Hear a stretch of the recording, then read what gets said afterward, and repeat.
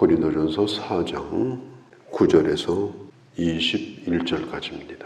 고린도 교회 안에는 사도 바울을 따르는 소위 바울파라고 하는 사람들이 있었습니다. 마치 바울을 슈퍼맨처럼 생각하고 아주 특별한 사람인 것처럼 생각하고 그리고 바울을 따랐습니다. 그리고 자기들도 바울 같은 사람이다. 겉으로 보이는 그런 바울의 모습, 당당하고 목회자답고 사도다운 그런 모습, 그것만 바라보고 바울을 추종한 사람들이 있었습니다. 그래서 바울은 그들에게 사도로 산다는 게 뭐냐, 목회자로 산다는 것이 뭐냐, 이것을 그냥 혼자 독백하는 것처럼 담담하게 이야기를 지금 여기 하고 있습니다. 바울은 이렇게 말합니다. 내가 사도가 되어서 무슨 대단한 특권을 누린 것이 아니라 내가 이제까지 많은 고난을 당하며 여기까지 왔다. 이 말은 모든 예수 믿는 사람은 다 고난을 받아야 된다, 그런 뜻은 아닙니다. 고난이 왔을 때 고난을 피하지는 말자, 고난을 받자, 그런 의미에서 지금 이 말을 하고 있는 것입니다. 본인이 져야 될 십자가, 본인이 치러야 될 대가를 생각하지 아니하고 어떤 사람을 추종하며 그 영광도 함께 누리려고 하는, 마치 정치하는 사람을 쫓는, 정치가를 쫓는 추종자들처럼 바울을 따르고 있는 사람들에게 바울이 자기가 어떤 사람으로 살았는가, 9절에서 15절까지 대략 한 6가지를 얘기를 합니다. 나는 세상에서 쓰레기처럼 취급을 받고 살아갔다. 음식 찌꺼기 버리듯이, 몸에 붙어있는 때를 벗겨내듯이 버리듯이 나는 그런 취급을 받고 살았다. 나는 사형 선고를 받은 사람처럼 내일을 보장할 수 없는 그런 막다른 골목에 항상 서서 그렇게 살아왔다. 죽이기로 작정된 자들의 손에 의해서 원형 경기장에 끌려 나온 사람처럼 살았다. 이 로마 군인들은 전쟁에 이기고 돌아오면 포로를 끌고 와요. 제일 뒤에 포로를 끌고 오면서 포로 중에 몇 사람 끄트머리에, 그 사람들은 누구냐, 원형 경기장으로 가서 짐승들 밥이 될 사람들입니다. 물론 살기 위해서 몸부림을 치겠죠. 그러나 결국 맹수의 밥이 되어서 죽을 사람들이 그 포로 행렬의 끄트머리에 있는 사람들이에요. 사도 바울은 9절에 보면 죽이기로 작정된 자같이 끄트머리에 하나님이 나를 두셨다. 나는 이제까지 내가 복음을 전하면서 나는 그런 사람으로 살아왔다. 바울은 자기 자신을 따르는 사람들에게 지금 그런 얘기를 합니다. 그들은 고난을 받아본 적이 없어요. 그들은 주를 위해서 목숨을 던진 적도 없어요. 서로 시기하고 다투고 마치 세상의 영광을 꿈꾸는 그런 세속적인 사람처럼 신앙생활을 그렇게 하고 있었습니다. 바울은 말합니다. 10절에 우리는 예수 그리스도 때문에 어리석었지만 너희는 지혜로웠고, 우리는 약했지만 너희는 강했고, 너희는 존귀했지만 우리는 비천했다. 이게 무슨 뜻인가 하면, 지금 복음을 위해서 사도는 이렇게 살아왔지만 마치 아버지가 죽을 고생을 하면서 자식을 지금 가르치고 먹여 살리려고 고생을 하는데, 자식은 고생이 뭔지도 모릅니다. 자식은 아버지가 그렇게 사는지 상상도 안 합니다. 당연하다고 생각합니다. 지금도 11절 시작에 보면 지금 이 순간까지도 나는 그렇게 지금 살아왔고 지금도 그렇게 산다. 철없는 성도들의 모습, 집안에 있는 철없는 어린아이들의 모습을 생각하면서 바울은 지금 이런 얘기를 하고 있습니다. 성경에 보면요, 12절 끝에 참고, 바울이 이제까지 해왔던 건 뭐냐, 이런 모든 일을 겪으면서도 그가 했던 것은 참았던 일입니다. 유대인들은 바울이 가는 곳곳마다 쫓아다녔어요. 바울을 끊임없이 방해했어요. 바울의 과거를 들췄어요. 저 사람이 과거에 누군지 아냐, 교회를 핍박하던 그런 나쁜 사람이다. 저 입으로 지금 자기가 사도라고 떠들고 다니는 거다. 그건 알고 있어라. 교회 들어가지고 묻지도 않았는데 바울에 대하여 그런 얘기를 하면서 바울을 끊임없이 끌어내렸습니다. 한두 번이 아닙니다. 그런데 바울은 끝까지 참았습니다. 어떤 때는 교인들이 너무 가난해서 바울이 마음이 아파서 밥 한 끼 대접받는 것도 제 마음에 걸려가지고 나가서 일을 했습니다. 그러니까 어떤 사람 뒤에서도 이렇게 수군거려. 저거 보라고. 밥벌이 하고 다니는 거라고. 저 사람은 주의 종이 아니라 밥벌이 하는 사람이다. 이 얼마나 기가 막힌 얘기예요. 그리고 능력이 없어서 저렇게 하고 다니는 거다.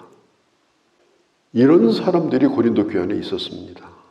다른 사람에게 비난을 받고 비판을 받는 건 다 견딜 수 있는데 내가 복음으로 가르치고 내가 양육하고 내가 세운 사람들이 어느새 머리가 커져가지고 그들을 먹이고 입히느라고 다 쭈그러들고 고난받고 얼굴은 상해 있고 가난한 자처럼 되어버렸고 마치 힘이 없는 그런 아버지처럼 되어버린 그 바울을 지금 아무것도 아닌 사람인 것처럼 그렇게 마음대로 입에 오르내리고 비난하고 비판합니다.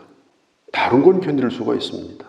그런데 믿음으로 양육하고 낳았던 성도들이 자기를 그렇게 할 때는 이것은 다른 것으로 말미암아 받는 고난보다 몇 배나 더 힘들고 고통스러웠던 것입니다. 그래서 지금 바울이 이 얘기를 하고 있는 거예요. 15절에 그리스도 안에서 1만 스승이 있으되 아버지는 많지 아니하니. 스승은 많습니다. 유치부 때부터 스승, 무슨 특기 스승, 매년마다 학년마다 담임 스승, 이런 수많은 취미생활 스승, 아마 스승은 수백 명도 둘 수가 있어요. 내가 필요에 의해서 그 스승은 내가 만나는 겁니다. 그러나 아무리 스승이 많아도 아버지는 하나입니다. 내게 유익되는 말을 해주고 내게 잘해주고 내 필요를 채워주고 이런 것 만나면 얼마든지 있을 수가 있어요. 그러나 아버지는 하나이다. 아버지는 죽어도 아버지다. 이 땅에 안 계셔도 우리는 아버지로 기억을 합니다. 지금 바울은 이 고린도 교인들에게 가리키는 선생으로서 얘기하는 게 아닙니다. 무한한 책임감. 저 사람들이 저렇게 살아서 어떻게 될 건가. 우리가 옆집 애들 고민 그렇게 안 합니다. 그러나 내 자식이 문제가 있을 때는 잠이 안 옵니다. 이 아이가 자라서 어떻게 될까? 이 험한 세상을 어떻게 살아갈까? 말할 수 없는 고민을 이 아버지는 하게 됩니다. 고린도 교인들은 이 말을 듣고 부끄러워했습니다. 부끄러워해야 마땅합니다. 옆집 아저씨는 나를 부끄럽게 하지 않습니다. 그러나 부모는 자식을 부끄럽게 합니다. 때로는 격려하지만 때로는 그 자녀를 절망시키기도 합니다. 왜? 저 자식이 어떻게 될 건가? 마음이 무너지니까. 바울은 얘기하는 거예요. 내가 당신들을 부끄럽게 하려고 이렇게 하는 게 아니다. 나는 아버지의 마음으로 지금 이런 이야기를 하고 있는 것이다. 목회자는 아버지 마음을 가져야 되겠죠. 또 성도는 목회자를 대할 때 아버지를 대하는 마음으로 대해야 되겠죠. 저희 아버지는 84년도에 돌아가셨어요. 참 세월이 오래 지났습니다. 그러나 아버지를 생각하는 날이 참 많습니다. 미처 이해하지 못했던 아버지의 마음을 수십 년 후에 깨달을 때도 많습니다. 며칠 전에 저희 형제들이 모였는데 그때도 아버지 얘기를 했습니다. 뗄래야 뗄 수 없는 관계입니다. 이해하지 못했던 걸 이제서 이해합니다. 오늘 이 사도 바울이 하는 얘기가 스승의 역할이 귀하지 않은 건 아니다. 배울 때 있으면 다 배워라. 좋은 소리 들을 수 있으면 다 들어라. 1만 스승이 있는 건 나쁜 것이 아니다. 그러나 오직 복음으로 너희를 가르치고 복음으로 너희를 낳은 것은 나 사도 바울이다. 지금 바울이 그 얘기를 하고 있는 거예요. 스승은 지식을 주죠. 그러나 못 배운 아버지라도 아버지는 마음을 줍니다. 자기 생명을 줍니다. 갈라디아서 3장 24절에 초등교사, 유모 얼마든지 있을 수가 있어요. 그러나 아버지의 마음으로 복음으로 낳는 사람은 아버지 한 사람입니다. 그러니까 교인들은 목회자를 바라볼 때 그런 마음으로 봐야 합니다. 그게 정상적인 신앙생활이에요. 비판의 대상이든지 끄집어내는 대상이든지 쪽집게처럼 잘못하는 걸 아주 딱딱 집어가지고 그렇게 하는 게 교인이 아니에요. 큰형이 동생들 놔두고 아버지 잘못하는 거 찝어가지고 동생들 교육시키고 네 아버지 저런 사람이다. 세상에 그런 아들이 어디 있어요? 하루라도 교회 먼저 나온 사람은 그 다음에 교회 이어서 나오는 사람들에게 그런 역할을 하는 것이 먼저 된 교인들의 역할입니다. 비판자가 아닙니다. 그런데 그렇지 못한 경우도 종종 있습니다. 그것은 우리가 어리석어서 그런 거예요. 오늘 성경에 있는 대로 18절에 스스로 교만해져서 그런 거예요. 19절에 교만한 자의 말, 바울이 얘기하는 거예요. 내가 지금 에베소에 있지만 내가 너희를 안 볼 건 아니다. 내가 고린도에 갈 계획이 있다. 나를 안 볼 것처럼 지금 교만하게 말을 하고 있는데 내가 고린도에 가서 네 실력을 한번 보리라. 신앙이라고 하는 건 누구를 잘하고 잘못하고 평가하는 것이 실력이 아니다. 하나님의 나라는 20절에 말에 있는 것이 아니다. 능력에 있는 것이다. 함께 고난을 받고 함께 고난을 이기고 그리고 복음을 위해서 사는 데 있는 거지 말 가지고 하는 게 아니다. 말로 신앙생활을 하지 말라. 내가 꼭 당신들에게 가서 당신들이 어떤 사람인가 내가 확인 좀 해야 되겠다. 특히 믿음의 본을 보였는가? 내가 그걸 좀 보리라. 21절에 내가 당신들을 어떻게 보면 좋겠는가? 매를 들고 가면 좋겠는가? 아니면 온유한 마음으로 가면 좋겠는가?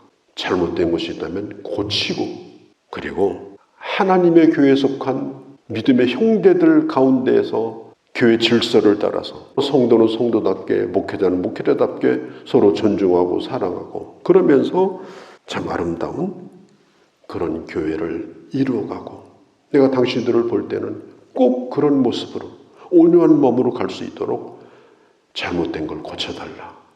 우리는 성경을 읽을 때 왜 그 말을 하게 되는지 하나님의 마음을 읽어야 되고 하나님의 마음을 읽었다면 꼭 그렇게 고치고 그렇게 바꾸고 그렇게 해서 정말 멋진 하나님의 사람으로 살아가는 그런 주님의 자녀들이 되어주시기를 바랍니다. 거룩하신 우리 아버지, 사도 바울이 어떤 마음으로 오늘 이 고린도전서를 쓰고 있는지 저희들은 다 알 수 없지만 이 글을 쓰고 있는 이 순간까지도 목마르고 헐벗고 매맞고 더 갈 길이 없는 끄트머리 인생 쓰레기통에 버려지는 찌꺼기 같은 대접을 받으며 오직 한 가지 생각은 교회를 세우고 성도를 세우기를 원했지만 나는 지혜롭고 나는 능력 있고 나는 잘났다라고 바울에게 뭐 볼 일이 있냐고 오늘에 와서 그런 말을 하고 있는 성도들을 바라보며 한없는 슬픔과 아픔을 마음에 가득 담고 아버지의 마음으로 권면하고 있는 이 사도 바울의 심정을 다시 한번 보게 됩니다. 우리가 무엇입니까? 내가 어떻게 하여 여기까지 왔습니까? 하나님의 사랑, 받은 사랑을 잃지 아니하고 아버지, 그리스도의 자녀로 교회의 일원으로 참 보기에 좋은 능력 있고 영역 있고 아름다운 본이 되어지는 그런 주의 사람들이 되게 하여 주시옵소서. 우리 주 예수님의 이름으로 기도하옵나이다. 아멘.